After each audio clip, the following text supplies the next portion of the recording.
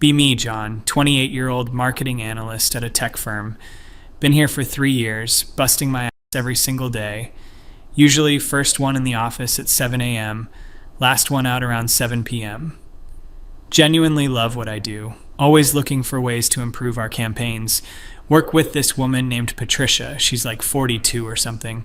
Been with the company for 7 years. Oh boy, here we go. Patricia is, how do I put this delicately, exhausting. Not because she's a woman, not because she's older, because literally 50% of her day is spent talking about the patriarchy. The other 50% is split between actual work, maybe 20%, and extended breaks, 30%. I've done the math. I'm good at my job. First time I met Patricia was my second week.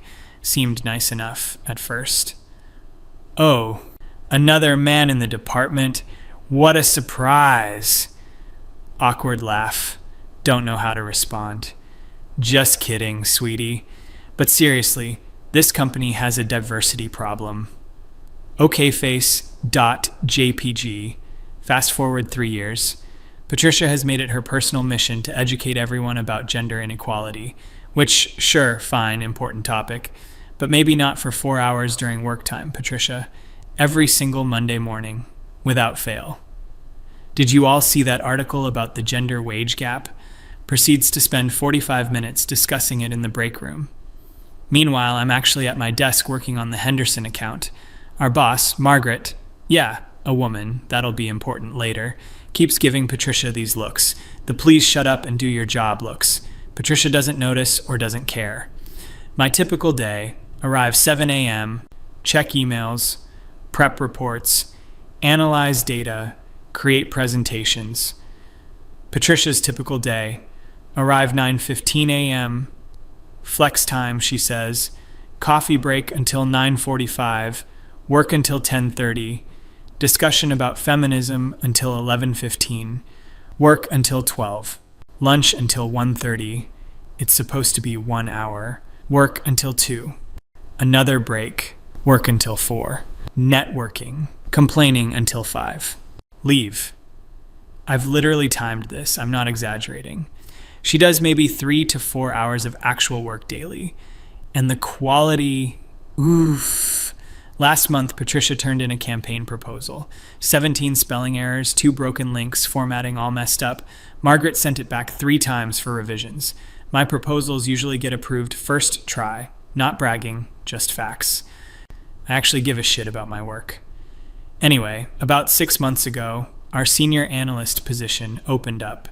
Guy named Marcus retired. Good dude, taught me a lot. Both Patricia and I were obvious candidates. We're the 2 most experienced people in the department besides Margaret. Patricia immediately starts talking about how it's finally time for this. I've been here 7 years. I deserve this promotion. Notice she said deserve, not earned. Subtle difference, huge implications. She starts getting more vocal about gender issues, if that was even possible. You know, statistically, women have to work twice as hard to get promoted. She says this while taking her 3rd break of the day. I'm literally running a data analysis for a major client presentation. Don't even look up from my screen. Over the next 6 months, I go into overdrive. Not because I'm competing with Patricia specifically, but because I genuinely want this promotion. Senior analyst has been my goal since I started. I start coming in at 6:30 a.m., staying until 8 p.m. some nights. Weekends, I'm reading industry reports, learning new analytics software. Take 2 professional development courses online. My campaign success rate goes from 78% to 91%. I bring in 3 new clients through networking. Save the Williams account when they were about to leave. Patricia's account originally, she nearly lost it through neglect. Margaret notices, I can tell. She starts giving me more responsibilities, asking my opinion in meetings, having me present to upper management. Patricia notices too, her feminist talking points get more pointed. Isn't it interesting how young men get so many opportunities? The corporate ladder favors a certain demographic. I've been working on the Anderson campaign for months. She hasn't. She started it 2 weeks ago, and I've seen her touch it maybe 3 times. Meanwhile, I'm actually putting in the work. Not trying to be a martyr here, I just genuinely love this job. Love the challenge, love seeing campaigns succeed, love that moment when data reveals a pattern nobody else saw. I'm a nerd, whatever, sue me. Patricia, on the other hand, extended lunch breaks become even more extended. She's always having important discussions about workplace culture, which means standing in the break room complaining. I've heard her entire speech about the patriarchy at least 50 times. Could probably recite it myself at this point. One time, our coworker Lisa, female, relevant, pulls me aside. John, does Patricia ever actually work? I've been here 6 months and I've never seen her complete a full project. I just shrug, not going to throw anyone under the bus. Everyone has their own process. Lisa rolls her eyes. Your process involves actually working. Hers involves complaining about people who work. Lisa gets it. About 2 weeks ago, Margaret calls me into her office. Oh shit, this is it. John, I want to talk to you about the senior analyst position. Heart is literally pounding. You've shown exceptional dedication and your results speak for themselves. Your campaign performance is the highest in the department, your client retention is outstanding, and your work ethic is exactly what we need in a leadership role. Trying not to smile like an idiot. I'm recommending you for the promotion. HR needs to approve it, but it should be announced by Friday. Yes, keep it professional though. Thank you so much, Margaret. I really appreciate the opportunity. You've earned it, John. Truly. She pauses. I want to give you a heads up, though. Patricia will not take this well. Understatement of the century incoming, I'm sure. I've tried to give her feedback about her performance, but she always deflects to discussions about gender bias. Her work quality has declined over the past 2 years, and her time management is problematic. Margaret looks tired. I say this as a woman who has fought against actual discrimination in my career. Patricia doesn't have a work ethic problem because of sexism.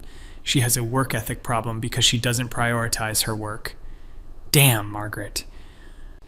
Just be prepared on Friday. I'm announcing it at the team meeting. Friday comes. I've barely slept. Excited, nervous, also dreading Patricia's reaction. Arrive at 6:45 a.m. as usual. Patricia rolls in at 9:20 a.m. She's wearing what I assume she thinks is a power outfit. Guess she thinks today's the day she gets promoted. Oh, Patricia, no. Team meeting is at 10 a.m. Everyone gathers in the conference room. Our department is like 12 people. Patricia, me, Lisa, Jennifer, Aaron, Mike, Tom, Rebecca, Sandra, Kevin, and 2 newer people whose names I always forget. Sorry. Margaret stands at the head of the table. Good morning, everyone. I have an exciting announcement. Patricia literally sits up straighter. She's smiling. Oh God, this is going to be so bad. As you know, we've been considering candidates for the senior analyst position. This was not an easy decision as we have talented people in this department. Patricia nods, like, yes, me, I'm talented. However, one person has consistently demonstrated exceptional performance, dedication, and leadership qualities. I'm trying to look neutral, don't want to seem cocky. I'm pleased to announce that John will be our new senior analyst, effective next Monday. The room erupts in applause. Lisa is grinning at me, thumbs up. Aaron reaches over to shake my hand. Jennifer mouths congratulations. And then there's Patricia. Oh my God, Patricia's face. It's like watching a tomato have an existential crisis. Red doesn't even begin to describe it. She's gone from pale to crimson in approximately 2.5 seconds. The clapping dies down. Everyone's starting to notice Patricia's reaction. She's literally trembling, hands gripping the table, knuckles white. Congratulations, John, Margaret continues. Your hard work has... What? Patricia's voice could shatter glass. Everyone freezes. Margaret stops mid-sentence. Patricia, I understand you're disappointed, but... Disappointed? I'm beyond disappointed. She's standing now. Full standing, chair screeching back. I have been here for 7 years. 7 years. She's jabbing her finger in the air with each word. And you're giving the promotion to him? The him is said with such venom. I'm just sitting there, frozen. What do I even do right now? Patricia, please sit down and we can discuss this privately. Margaret tries. No. We're discussing this right here, right now. Oh boy, here we go. This is exactly what I've been talking about for years. The patriarchy, the boys' club, the systematic discrimination against women in the workplace. She's literally yelling now. People from other departments are looking through the glass walls of the conference room. Lisa looks horrified. Aaron is staring at his notebook like it's the most interesting thing in the world. Mike has his hand over his mouth. Patricia, your gender had nothing to do with this decision, Margaret says firmly. She's trying to stay calm, but I can see her jaw clenching. Bullshit. Did Patricia just drop an F-bomb in a professional meeting? Yes, she did. Complete bullshit, Margaret. I have more experience. I've been here longer. The only reason John got this promotion is because he's a man. Okay, now I'm getting a little pissed. I've worked my ass off, but I stay quiet. Margaret's handling this. Patricia, that's not true, and you know it, Margaret says. Her voice is getting that sharp edge. John's performance metrics are higher. His client retention is better. His work quality is consistently excellent, and he puts in significantly more hours than you do. Oh, shit. Margaret just went there. Patricia's eyes are bulging, literally bulging. More hours? You're penalizing me for having work-life balance? That's a feminist issue right there. Women are expected to sacrifice everything for their careers while men get promoted for basic tasks. Basic tasks? I've been here 10 to 12 hours a day for 6 months. Lisa can't help herself. Patricia, John stays here later than anyone and his work is really good. Oh, so now you're defending the patriarchy. Lisa.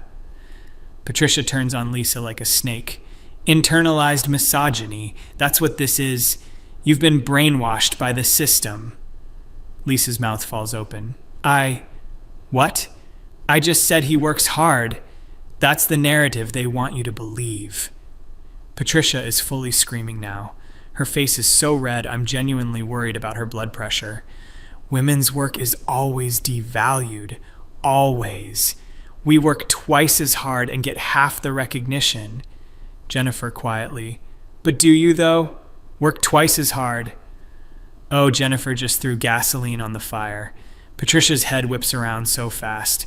What did you just say to me? Jennifer, to her credit, doesn't back down. I'm just saying, John is here before any of us and leaves after we're all gone. And your lunch breaks are like really long every day. That's because I'm having important conversations about workplace equality. In the break room? For 2 hours? Tom chimes in.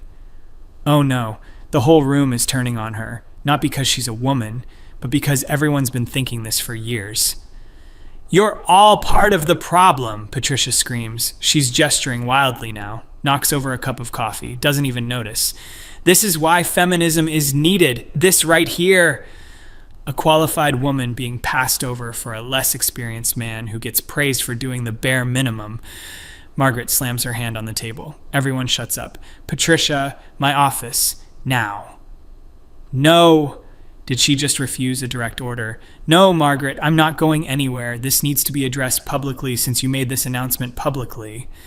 The announcement was a celebration of John's promotion. Your reaction is turning it into something else entirely, Margaret says coldly. Because it is something else. It's discrimination. She turns to me directly. Oh no. Oh no. You, John. I look up, trying to stay calm. What makes you think you deserve this more than me? Everyone's looking at me. I take a breath. Patricia, I don't want to. Answer the question. What makes you so special? Okay. Gloves off, I guess. I get here at 6:30 every morning. I stay until at least 7 p.m. most nights. I've completed 47 campaigns this year with a 91% success rate. I brought in 3 new clients. I saved the Williams account. I've taken 2 professional development courses on my own time. My work gets approved on the first submission 94% of the time. I do my job, Patricia. The room is dead silent. Patricia's face goes through several emotions: shock, anger, more anger, rage, then something almost like realization, but then back to rage. So what? So what? Working long hours doesn't mean quality. It means you're inefficient. Grasping at straws now. You have to stay late because you can't get your work done during normal hours. That's not dedication. That's poor time management. Rebecca speaks up. Patricia, he completes more projects than you in those hours. Like, significantly more. The quality of my work is excellent. You had to revise the Henderson proposal 4 times last month, Aaron says quietly, because Margaret has unrealistic standards for women. Margaret's eye twitches. I have the same standards for everyone, Patricia. John's work rarely needs revisions because he takes his time and does it right the first time. While I'm juggling multiple responsibilities. Like what? Mike asks, genuinely curious, not even snarky. Like educating people about workplace inequality, like being a voice for women in this department, like emotional labor that men never have to do. That's not your job, though, Lisa says. Are you kidding me right now, Lisa? Are you kidding me? Patricia grabs her portfolio off the table. I think she's about to leave. Nope. She throws it. Literally throws it. Papers everywhere. 7 years. I have given 7 years to this company. I have fought against discrimination. I have advocated for women's rights. I have tried to make this a better workplace for everyone. And this is how I'm repaid? By being passed over for some golden boy who stays late to kiss ass. Now I'm actually mad. I stand up. Patricia, I've never kissed anyone's ass. I do good work because I care about my job. Oh, how noble, she shrieks, literally shrieks. The humble hard worker, the dedicated employee, while I'm the villain for daring to have opinions about gender equality. No, you're the villain for not doing your job, Jennifer says flatly. Damn, Jennifer. Patricia looks like she's been slapped. How dare you? It's true, though, Tom says. We've all noticed. You spend hours every day talking instead of working. Your projects are always late. You take 2-hour lunches. You leave at 5 p.m. sharp every day while the rest of us are still working. Work-life balance, Patricia screams. That's healthy. Just because John has no life outside of work doesn't mean I have a life, I interrupt. Calm, steady. I go to the gym 4 days a week. I see my family on Sundays. I date. I have hobbies. I just also prioritize my career because it's important to me. Those things aren't mutually exclusive. Patricia is breathing hard. Looks like she might cry, or explode, or both. This is illegal, she says suddenly, voice shaking. This is gender discrimination, and I'm reporting it to HR. Please do, Margaret says. Ice cold. I have documentation of every performance review, every missed deadline, every complaint about your work quality and attendance issues. I also have documentation of John's exceptional performance. I welcome HR's involvement. Oh, damn, Margaret came prepared. Patricia's mouth opens and closes. No sound comes out. She's realizing Margaret has receipts.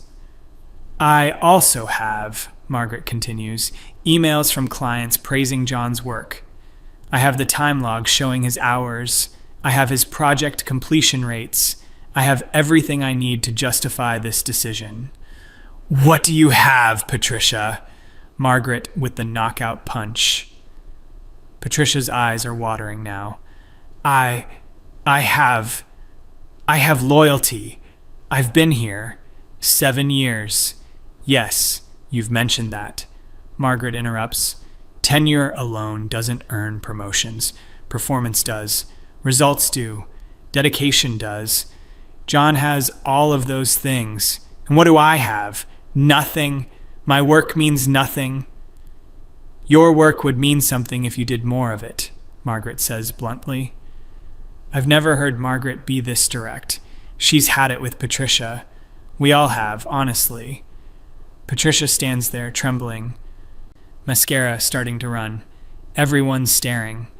People from other departments are definitely watching through the glass walls now. This is the most entertainment this office has seen in years. You're all against me, Patricia says, voice breaking. Every single one of you, because I dared to speak up, because I dared to challenge the status quo. No, Lisa says gently. We're not against you because you spoke up. We're just... Patricia, you don't do your work. That's the issue. Just that. Internalized misogyny! Patricia screams again, back to yelling. The tears are flowing, but she's still raging. All of you. You've been brainwashed. You think if you work hard enough, if you play by their rules, you'll be rewarded. But the system is rigged. It's rigged against women, against anyone who challenges it. I challenged it, and now I'm being punished. You're not being punished, I say quietly. You just didn't get a promotion you didn't earn. Probably shouldn't have said that. Patricia's head turns toward me in slow motion, like a horror movie. Didn't earn, whispered. Oh shit. Didn't earn. There's the yell. I have a master's degree. I have 7 years of experience. I have knowledge and expertise that you couldn't even dream of. Then why aren't your results better? Margaret asks. Simple question, devastating effect. Patricia's face crumples. The reality is hitting her. She didn't get the promotion because she didn't deserve it. Not because of sexism, not because of the patriarchy, because she doesn't do her job well. I can't work in this environment anymore, she says, voice hollow. I can't work somewhere that doesn't value me, that doesn't respect me. Patricia, Margaret starts. No, I'm done. I'm done with all of you. She grabs her phone from the table, starts walking toward the door, turns back, points at me. You, enjoy your promotion. Enjoy being the poster boy for mediocrity, rewarded by a broken system. I hope you choke on it. Whoa, harsh. She looks at Margaret. You'll be hearing from my lawyer. This is discrimination, and I will not let it stand. My door is open when you're ready to have a rational conversation, Margaret says calmly. Rational? You want rational? Patricia laughs. It's unhinged, actually scary. There's nothing rational about this. Nothing, she storms out, slams the conference room door so hard the glass shakes. Everyone watches her grab her purse from her desk. Storm through the office, slam the main door, gone. Silence in the conference room. Literally could hear a pin drop. Kevin, one of the quiet guys, breaks the silence. Well, that was fucking insane. Nervous laughter ripples through the room. Margaret sighs deeply, rubs her temples. I apologize that you all had to witness that. This should have been handled differently. Not your fault, Rebecca says. She lost it. Completely lost it, Aaron agrees.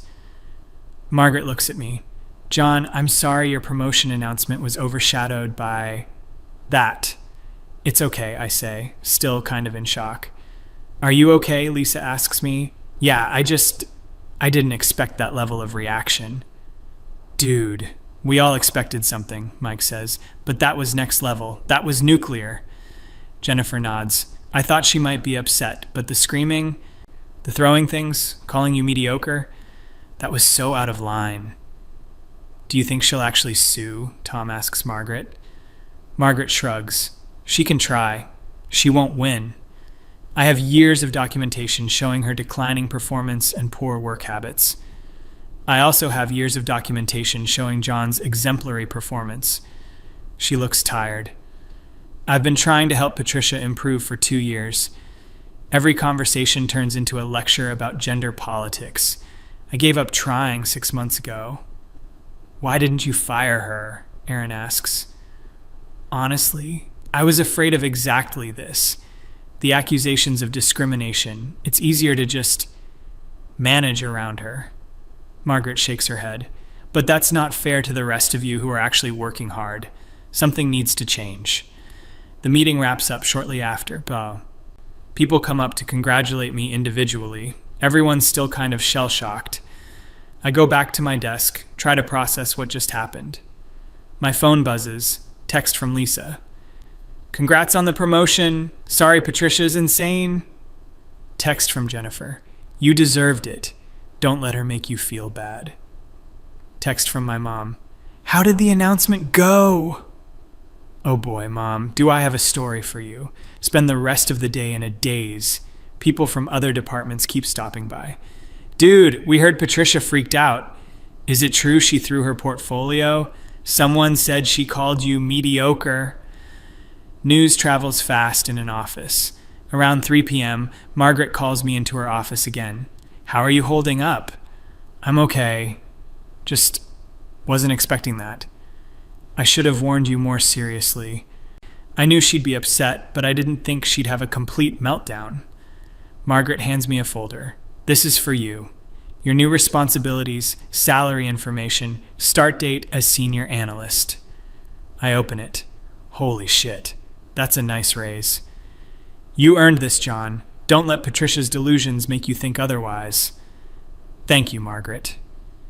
She emailed HR already, by the way, filed a formal complaint about gender discrimination. Of course she did. HR wants to interview you next week. Just be honest about your work habits and performance. The documentation speaks for itself. The next few days are weird. Patricia doesn't come back to the office. Emails and sick Monday, Tuesday, Wednesday. By Thursday, there are rumors she's looking for a lawyer. By Friday, rumor is she's job hunting. The office is honestly more productive without her constant commentary. Lisa mentions it at lunch. Is it terrible that I'm relieved she's not here? It's so much quieter.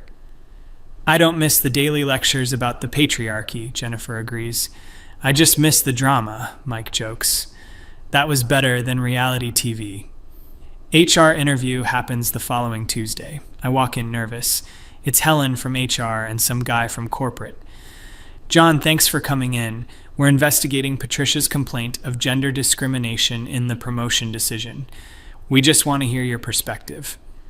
I explain everything. My work hours, my project completion rate, my dedication. They ask about Patricia's performance. I'm careful here, don't want to sound vindictive. I can only speak to what I observed.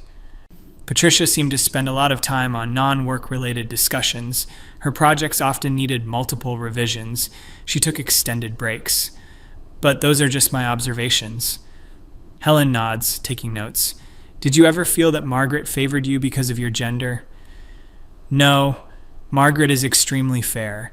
She's given me feedback when my work wasn't good enough and praise when it was, same as she does with everyone.